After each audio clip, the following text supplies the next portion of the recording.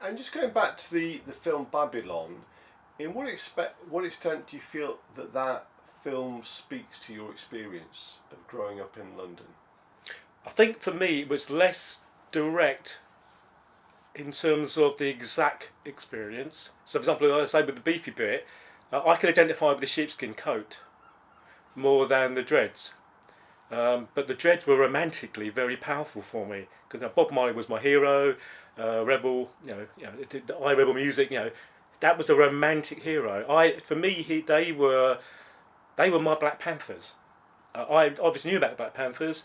I studied the Solid Brothers and all that stuff at school, but they were romantically more my heroes, and I particularly liked the film Aswad because a couple of the guys I just thought they were my age. They were me, but they were not me directly. They were only a part of me. Beefy was more me because he was more. I know it sounds terrible to say, but he had more of the white culture. But Aswad were they were just so cool. They represented an articulate musical representation of of what we wanted to say and do, and they did it with such good music as well. I mean, the music was phenomenal, even though it wasn't like number one or anything at that time anyway. Can I just come back to you before? I want to come back to Aswad, but Bob Marley. How was Bob Marley important for you? The thing about Bob Marley is my opinion of him has changed as I've got older. I rate him even more now than I did when I was younger. When I was younger, he just wrote the most amazing lyrics about rebellion, and things like it's 3 o'clock in the morning and I've been stopped at a roadblock, another curfew, and hey Mr. Cop, I've got to throw my weed away. I wasn't actually much into weed, but everything about that was about, he was talking about the fight, and the fight was authority. It wasn't even white man. That was the thing about Bob Marley.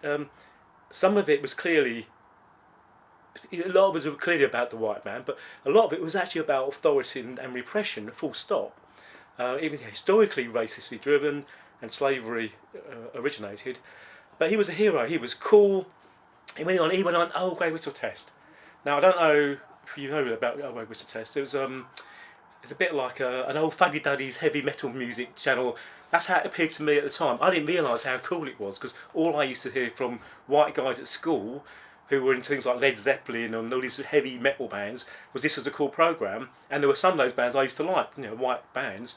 I didn't realise that David Bowie was on it, for example, until after he'd been on it. But they played reggae, and a lot of white people at that time they thought reggae was beneath them. It wasn't proper music. I literally would go walk from school and they'd be talking to guys and say, "We can't, it's just chug, chug, chug." And I didn't realise how racist they were being. I just knew it wasn't right. And then, because I'd obviously had all my father's music, the calypso, reggae influenced stuff. And so Bob Marley was cool. He was cool. He had dreads. His lyrics were so articulate about.